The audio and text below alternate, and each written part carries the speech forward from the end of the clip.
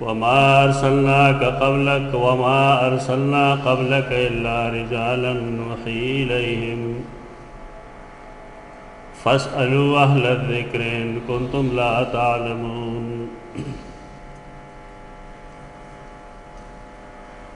عقیدہ د ختم نبوت د مخکې یو څو جمعو راسې موږ شروع کړې ده. په نبوت کې یو بنیادی خبره دا هم ده چې الله رب العزت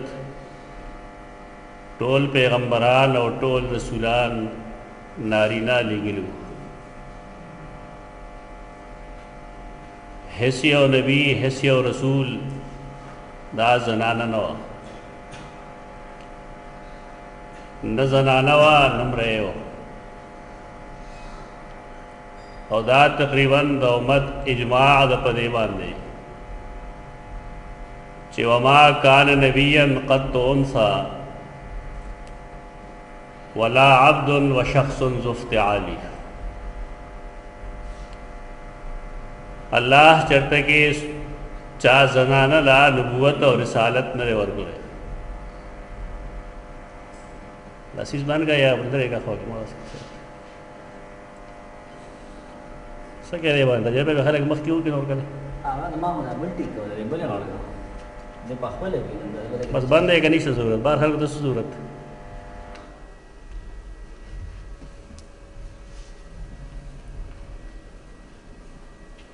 یو ټیم ورته کې نه سمې کنه باندې سموي په اوسه نه نه تجربه به کوي پخپله راځي ما هغه نه ستاسو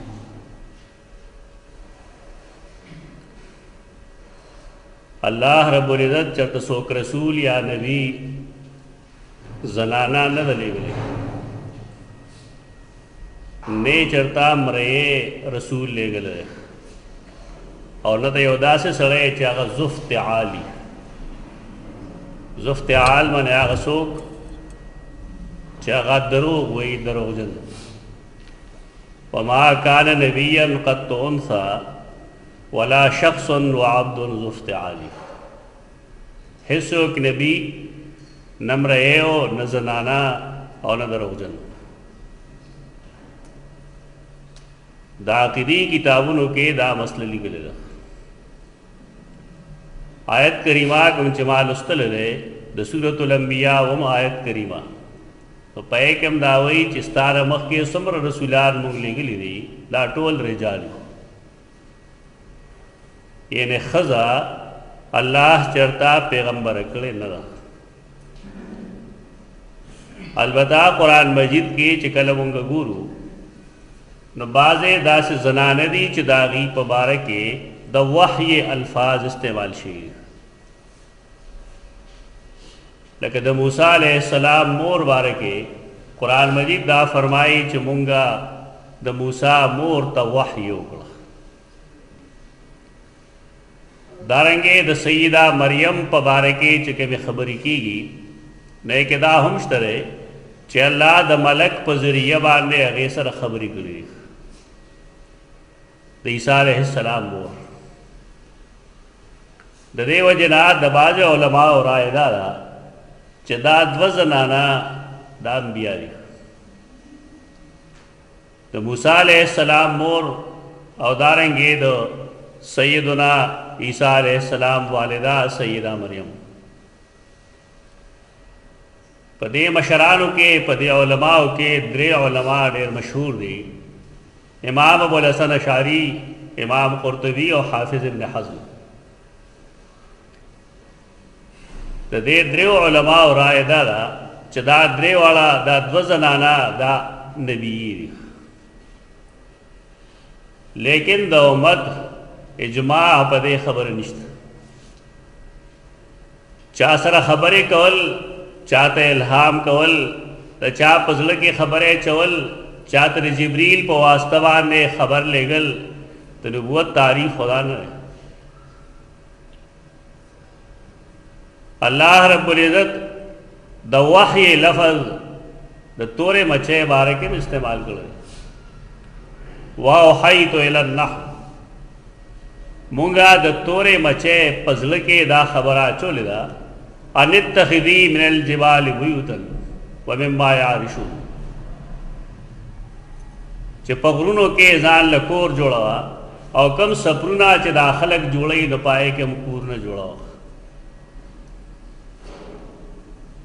دا وحی دا الهام دی، لیکن دا د نبوت الهام نه دی. نبوت خو دې ته وایي چې الله چاله خپل پیغام ورکي د دې دپاره چې ته بل ته ورسوه. چا سره خبرې کول خو د دې مقصد دا نه دی چې الله چا سره خبرې وکړي نو هغه ته مونږ نبي وایو. دا لوی لوی نومونه دي. ابوالحسن اشعري په نوم پورا یو مکتب فکر دی دا شاعرو. ابن حزم ډېر لوی سړی دی. امام قرطبي ټول خلک پیژني. دا د علماو اخطای غلطۍ. زمونږ د خلکو کې مسله دا راغلې ده چې د جمهور خلاف به یو رای خپله کړی شي، د امت مسلمه بالکل په خلاف کې بیا یې ته غلطه نه وایي. په دې بنیاد باندې خلقو کې د دین هغه شعور ختم شي، د اشخاصو آراو پسې خلق دل شروع شي. د دې مطلب دا نه چې عالم نه غلطي نه کیږي یا غلطي وشو کنه عالم نه. دا ځان له خبرې دي. علماء کرامو نه علمي غلطۍ کیږي. کله کله هغوی په خپله پوه شي چې زمونږ نه فلان کی ځای غلطي شوې ده، په دا یې غلطونه یې په خپله رجوع کړي. کله د هغوی په ژوند کې علم خورا نه شي، خو د هغوی په ژوند کې یا د هغوی نه وروستو خلک پوه شي په دې چې دا بعضې خبرې غلطې دي. دا یې غلطو د وجې یو بله غلطي خلک بیا دا کوي چې د یو عالم یو غلطي یا دوه یا درې معلومې شوې نو خلق هغه د علماو د ډلې نه وباسي، د هغې اتباع نه کوي، هغه ته سپک ګوري. دا ټول څیزونه غلط دي. حافظ ذهبي سیر اعلام النبلاء کې یو ځای لیکلي دي چې که مونږ د یوې غلطۍ د دوو غلطو د وجې علماء کرام پرېږدو یو طرف ته کېږو نو بیا امت مسلمه سره به څوک عالم پاتې نه شي. ځکه دا یې څوک عالم شته نه د سر نه چې د هغه نه غلطي نه کېږي. غلطي د انبیا علیهم السلام نه به نه کېده. هغې نه به که څه خطا اجتهادي وشوله نو اسمان نه به په هغې وحی راغله. اخطا اجتهادي هلته موجود. زمونږ خلکو کې علماو کې هم دا شعور نشته دی، عوام خو پرېږده چې یو عالم سره د هغې عزت او احترام وکړي د اختلاف باوجود. یو څیز سره به زمونږ اختلاف وي لیکن احترام د علم به په خپل ځای باندې. د یو څیز سره به زمونږ نظریاتي اختلاف وي لیکن د یو شخص د انسانیت د تقاضې په بنیاد د هغه امداد دا به جدا خبره. دا شعور بیدارول پکاري. دا کم نمونه چې ما واغستل ابوالحسن اشعري دا وړوکی سړی نه دی. امام قرطبي لوی سړی وړوکی سړی نه دی، ډېر لوی سړی دی. ابن حزم ډېر لوی سړی دی. لیکن د دې باوجود د دې آیتونو په بنیاد باندې هغوی د دې قایل دي چې ښځه پیغمبره کېدی شي. دا امت کې صرف د دریو کسانو رایت، نور هېڅوک دا تسلیم او ټول دا وایي چې اوحینا الی ام موسی. دا مطلب دی چې موږ د هغې په زړه کې دا خبره اچولې وه. دا څوک نه وایي چې موږ ورته وحی کړی وه. دا تعویل خو هلته به ټیک شي لیکن د سیده مریم په باره کې چې کوم جبرائیل راځي نو هلته به څه کوو؟ هلته هم جبرائیل راغلی دی او هغه جبرائیل سیده مریم ته د الله پیغامات را رسولی دي. د الله پیغام و لیکن د هغې د بل د خبرولو سره تعلق نه. نبوت کی بنیادی خبره دای چې ته زما دا پیغام واخله او دا بل ته ورسه. په دې وجه باندې امت دا خبره نه تسلیموي چې ګنې سیده مریم د هم پیغمبرې نہ سیدہ مریم پیغمبر دا نہ د سیدنا موسی علیہ السلام مور پیغمبر دا ولې د قرآن تصریح دا چې ستانه مخکې څومره کسان موږ لېږلي دي پیغمبران نو دا ټول رجال دی بیا د خپل مسلک دفاع هم کوي چې قرآن خو ما ارسلنا من رسول ویلی یعنی رسولان نشي کېدی انبیا کېدی شي د هغې ځان له بیا علمي مباحث دي علمي جوابونه دي هغې طرف ته نه ځو خو بهرکیف اجماع په دې خبره باندې ده چې څوک ښځه پیغمبره نشي کېدی نبیه نشي کېدی کله چې خلقو د رسول الله صلی الله علیه وسلم د وفات نه وروستو د نبوت دعوې شروع کړې نو په دې مدعیانو کې یو ښځه وه سجاح د هغې نوم سجاح بنت حارث بنو تمیم سره د هغې تعلق و بنو تغلب کې واده شوی و وروستو بیا هغې هم د پیغمبرۍ دعوه وکړه دماغ خراب شي د خلکو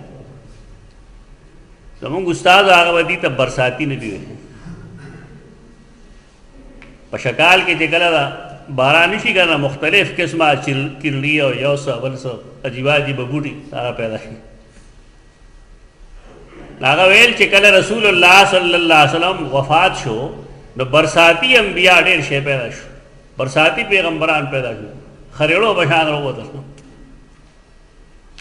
یو پای کې سجاح هم وه سجاح د خپلې پیغمبرۍ دعوه کړی چونکې تعلق د دې د مسیلمة الکذاب د ډلې سره و د هغه خاندان سره و په دې وجه مسیلمه دې له یو دعوت ورکړو چې راځه مناظره کوو بحث کوو د تاریخ په کتابونو کې د یو افسانې په شکل کې کیسه لیکلې ده ښه مالګه مسالې پکې چولي د مزې کیسه ده اورېدل غواړي په ممبر باندې نشي بیانېدی بارکیف دواړو مناظره وکړله مناظره کې عجیبه کار وشو کار دا وشو چې ښځه د پیغمبرۍ نه دستبردار شوه سجاح وویل زه پیغمبره نه یم اوس پیغمبر دکا مسیلمة الکذاب دی د هغه د نبوت هغې اقرار وکړو او هغې کورنۍ کې آپس کې نکاح وکړو هغې پسې هم په زرونو خلک روان وو د هر چا تابعداران دي د شیطان بې شمېره تابعداران دي د هغې هم بې شمېره خلک وو چې په هغې په نبوت ایمان راوړو په هغه زمانه کې چې د رسالت زمانه ده د رسول الله صلی الله علیه وسلم او صحابه کرامو زمانه ده دا پیدا کېږي برساتي ډېر شي خلک پیدا کېږي یو علاقه کې یو عالم به ښه قرآن و سنت ته رابلل کوي د هغه په علاقه کې بې شمېره خراب خلک پیدا کېږي دی ورسره څه وکړي د هر نیکۍ خلاف کې شیطان خپلو چیلو سره هر ځای موجود دي دا به کېږي هر ځای کې د خیر او د شر قوتونه د ډېر پخوا نه پیدا دي او دا یو ځای روان دي دا ختمېږي نه دومره دی چې حق به غالب وي د دلیل په طور الحق یعلو ولا یعلی علیه دلیل حق سره وي باطل سره څه دلیل نه د دې امتیانو تپوس وکړه چې تاسو خو نکاح وکړه خو ستا مهر سره ایو سات غلی وی دا خو زما هېر شو بیا د هغه نه تپوس وکړه نو هغه جواب ورته وکړو چې ما دې ته د سحر او د ماسخوتن مونځ معاف کړی دی دا ستا مهر یعنې هغه پنځه مونځونه چې الله او د هغه رسول په هغې باندې وه د مسلماني کتله پیمانه د یو انسان د مسلمانۍ دا وه چې دی پنځه وخته مونځ کوي او که نه کوي په هغې پنځو کې مسیلمة الکذاب هغې نبیي کذابې ته چې د خپل نبوت نه دستبرداره شوه هغې ته یې دوه مونځونه معاف کړل ته یې ویل دا فرض کړي مونځونه خو الله فرض کړي او الله رب العزت په دې فرضو کې کمی راولي لیکن معاف کول نه کوي سړی چې مسافر شي نو کمی پکې راشي 4 رکعاتې 2 رکعات شي. سړی چې بیمار شي نو کمی پکې راتلی شي کله په ناسته مونځ کې نو هم خیر د قیام بیا ختم شي. کله رکوع او سجده په ځمکه نشي لګولی سره ډېر نشي ټټولی ورته یې لږ کوه خو کوه دې معاف کول نه یو خواهی چې سړی بالکل د لادو بادو پریوزي نو بیا څه وخته پورې دته الله او رسول اجازت ورکړی چې کله صحتیاب شي بیا کوي منځونه. داسې پیران هم شته پیران چې هغوی هم بعضې خپلو مریدانو ته منځونه معاف کوي چې تا د فلانې مونځ معاف دی تا د فلانې مونځ معاف دی. دا د مسلمه اتباع کوونکي خلک دی. سجاح هغه سره نکاح شوله لیکن مسلمة الکذاب چې کله مړ شو نو بیا سجاح ښکاره شوې نه ده بلکې بنو تغلب کې دا پاتې کېده. د خپل ارتداد نه دی رجوع کړې ده. سجاح مسلمان مړه ده. صحابه کرامو د سیدنا معاویہ دور خلافت کے 55 ہجری کے دا وفات شوه. دا بصره کې اوسېدا سیدنا سمرا بن جندب رضی اللہ تعالیٰ عنہ د دې جنازه کړې ده. د دې نه فقهي مسائل مستنبط کېدی شي چا کې پوهی نه پوهی په دې خبره باندې چې آیا د زنانه ارتداد او نارینه ارتداد دا یو شان دی کہ پدے کے څه گنجائش ترے شرعاً. تفصیلات بعض خلق د فقہ مخالفت شروع کی فقہ کتاب تو نہ وہی فقہ د دین سمجھتا ہوئے فقیہ آگا چاہتا ہوئی چاہ پا دین پوئی دین قرآن مجید و حدیث د رسول اللہ صلی اللہ علیہ وسلم تویلش. یو سړی چې قرآن مجید پیژني د هغې نه په استدلال پوهېږي حدیث پیژني د هغې نه په استدلال پوهېږي دته فقیه ویلی شي. رسول الله صلی الله علیه وسلم فرمایي من یرد الله به خیرا یفقهه فی الدین. د چا باره کې چې الله د خیر اراده وکړي نو هغه ته د دین سمجھ ورکړي. زموږ عجیبه عجیبه خبرې دي. یو سړی فقیه دی نو د خلقو به هغه سره اختلافي په بعضې مسایلو کې اختلاف هر چا سره کېدی شي. یو ذات داسې دی چې هغه سره اختلاف نشي کېدی هغه دی سیدنا محمد مصطفی صلی الله علیه وسلم. باقي هر چا سره اختلاف کېدی شي. ما اول کې ویل د اختلاف مطلب دا نه دی چې انسان انسانیت پرېږدي د اختلاف د وجې سړی پرېږدي.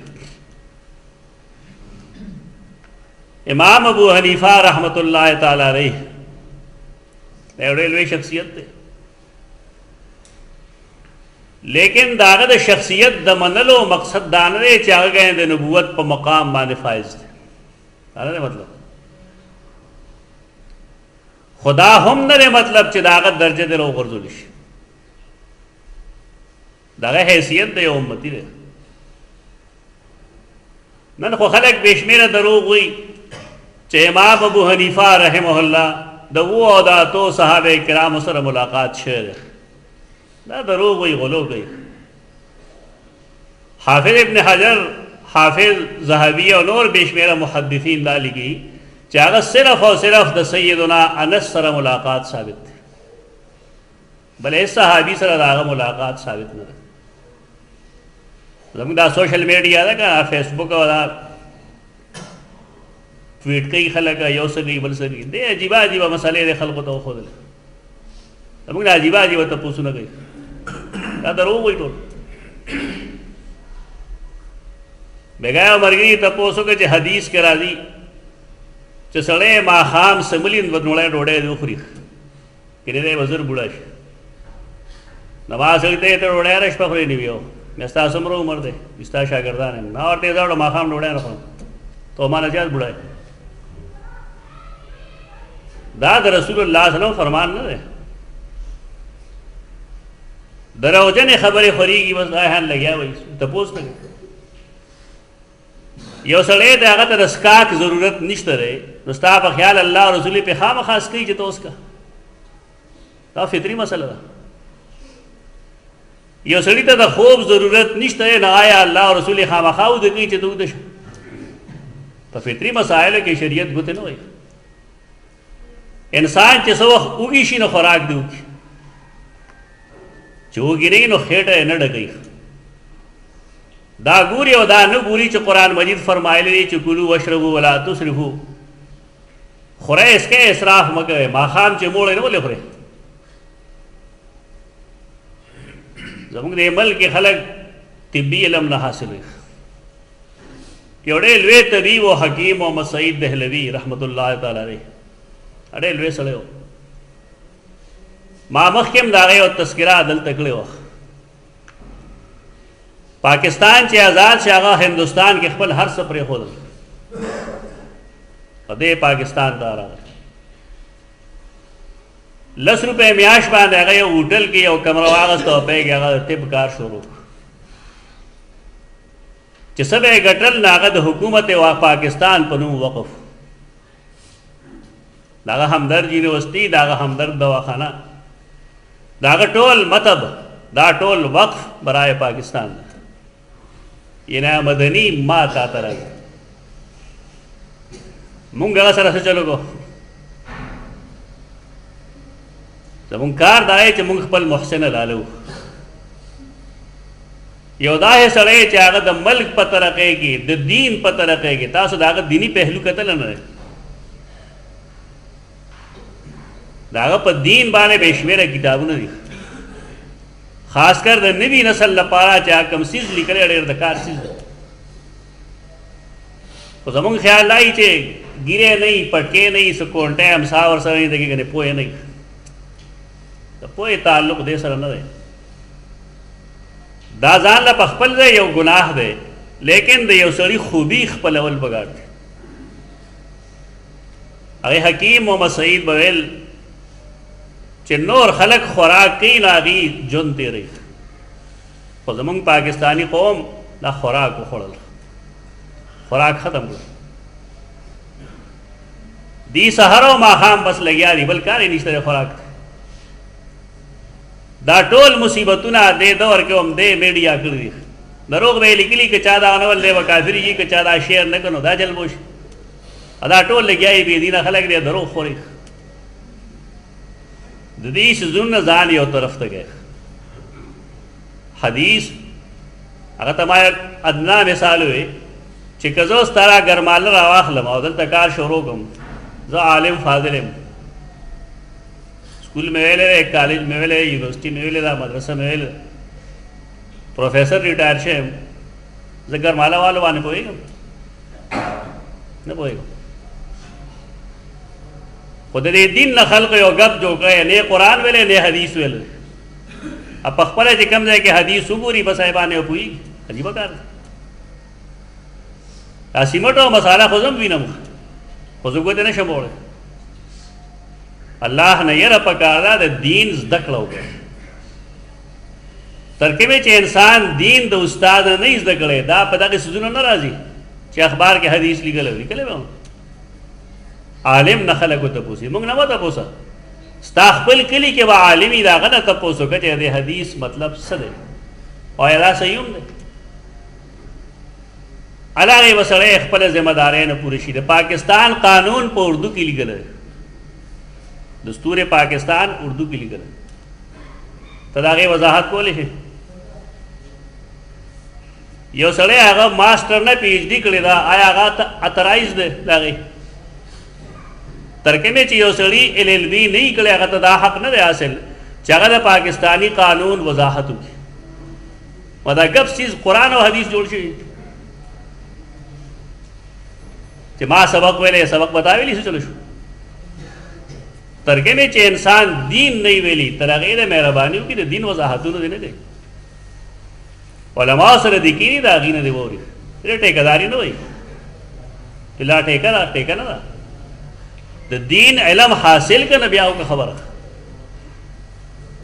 د بار کیف دا زمونږ عقیده ده چې الله رب العزت هېڅوک زنانه هېڅوک مرئے او هېڅوک دروغجن پیغمبر نه جوړ کړی.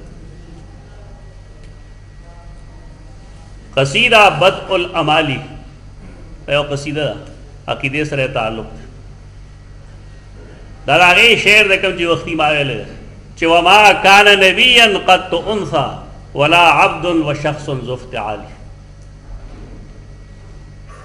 ایسوک پیغمبر زنانه نه ایسوک زنانه پیغمبر کړی نه الله. مریم چرته کې پیغمبر نه. لقمان ډېر لوی سړی دی حکیم دی لیکن ما کان نبیین پیغمبر نو. ٹھیک ہے لقمان مرے ہو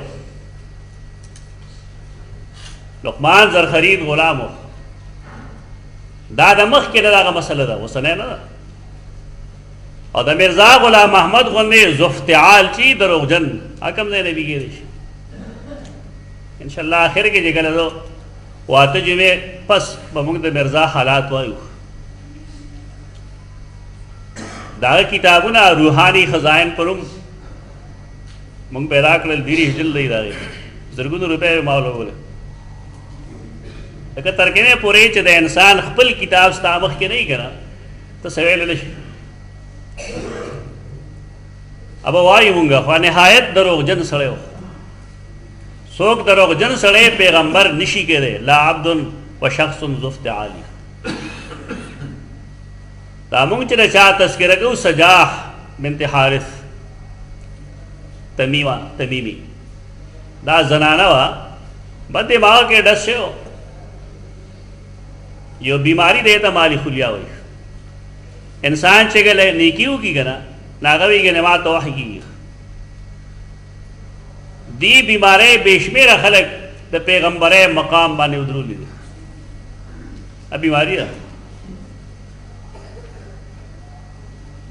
سجاح ته ممکن ده دغه څیز شوي. مرزا غلام احمد هم د مالی خلیا مریض. مالی خلیا مریضان داسې قسمه خبرې کوي. کله به قرآن وایي کله به قرآن کې ترمیمات کوي کله به قرآن حدیث سره لګوي کله به حدیث قرآن سره لګوي نوی قرآن جوړوي. دا لیونتوب علامات دي. نو سجاح د هغې مختصر تاریخ دغه دی چې تر څه زمانې پورې پیغمبره وه. بیا چې کله د مسیلمه سره د هغې نکاح وشو نو مسیلمه د مرګ نه وروستو بیا مسلمانه شوې ده. مسلماني هغې هم په هغه زمانه کې کړې ده ځکه ابوبکر صدیق رضی الله عنه ژوندی و. ابوبکر صدیق سجاح ته څه نه دي وکړي. خالد بن ولید رضی الله عنه چې کم فوج کې و او د هغې حبشي رضی الله عنه د لاسه مسیلمه قتل شو هغې نه وروسته بیا د سجاح د نبوت ذکر نشته. معلومیږي دا چې سیدنا ابوبکر صدیق معاف کړی ده. او بیا وفات د دې شوی دی د سیدنا معاویه رضی الله تعالی عنه په دور خلافت کې بصره کې دا مړه ده. او سیدنا سمورا بن جندب رضی الله تعالی عنہ د هغې جنازه کړې ده ځکه چې هغه امیر و د هغه علاقې د سیدنا معاویه طرف د دې کې زموږ مخې ته څه خبرې راغلې.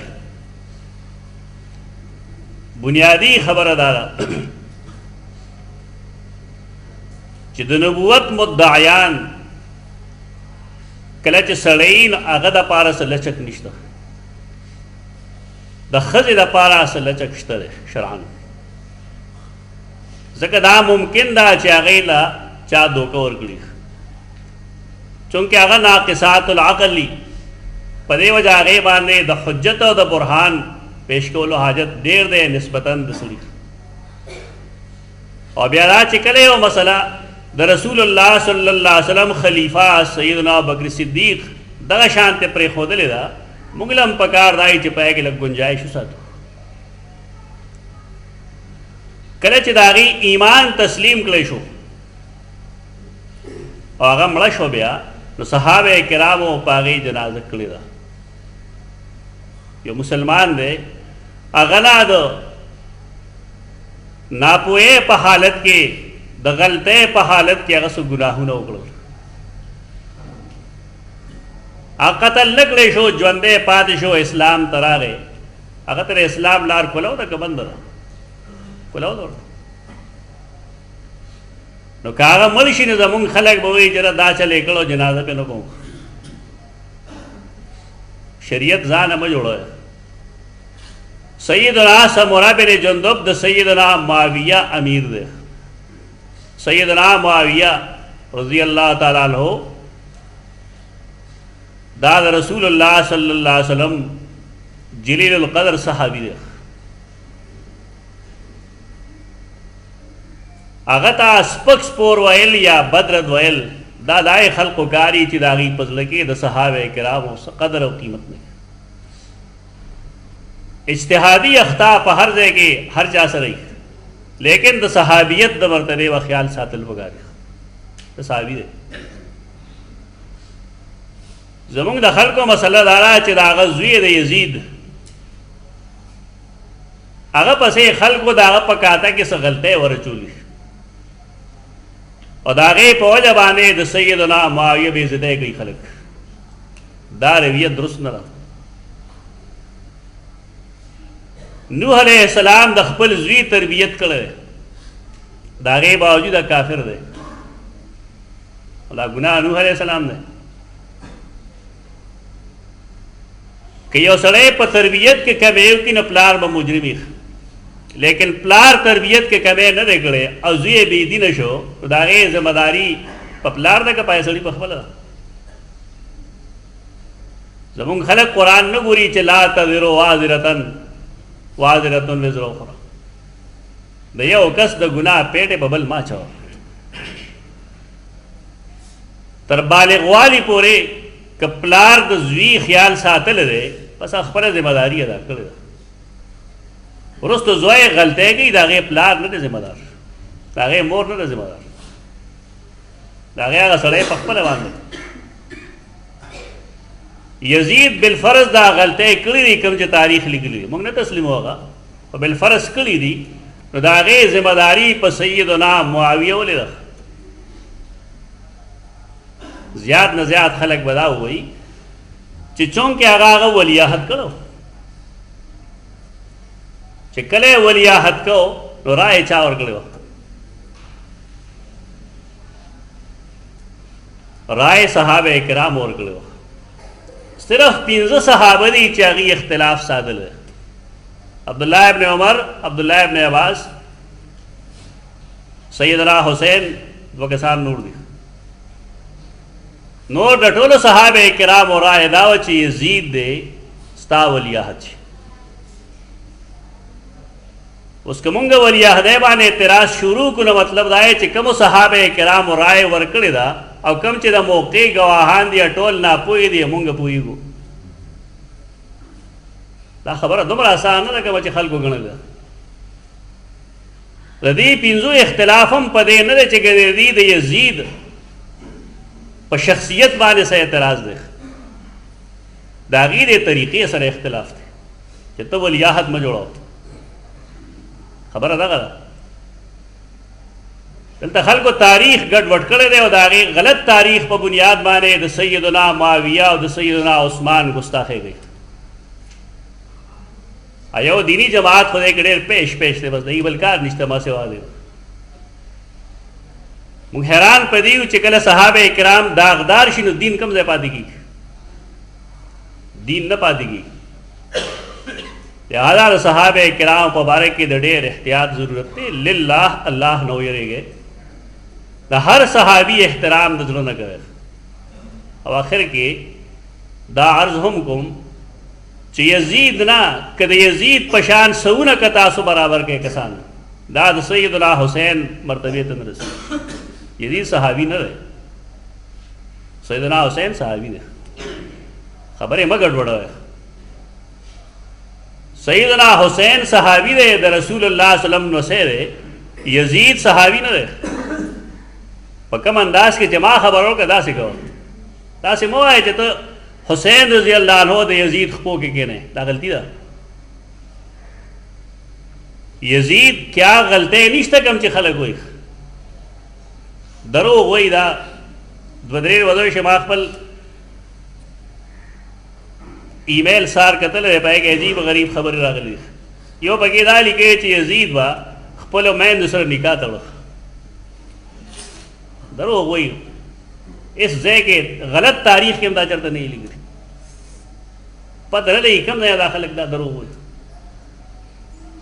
دا قسمه اخطا دا یزید کې نشته بار کې سیدنا معاویہ رضی اللہ تعالیٰ عنہ داغه په دور خلافت کې د سجاح وفات شوه دی او سیدنا سمرا بن جندب رضی اللہ تعالیٰ عنہ داغه جنازه کړې ده دا دلیل د دې شو چې مسلمان هر څومره ګناهګاری داغه جنازه کول پکار دي خشک شیخ ځان نه جوړو چې دا چلےګو زه په جنازه نه کوم دا چلےګو زه په جنازه نه کوم ان زمون خلق د صحابه کرامو نه ایمان او عمل کې نعوذ بالله ډېر مخکې اقول قولي هذا استغفر الله لكم ولسائر المسلمين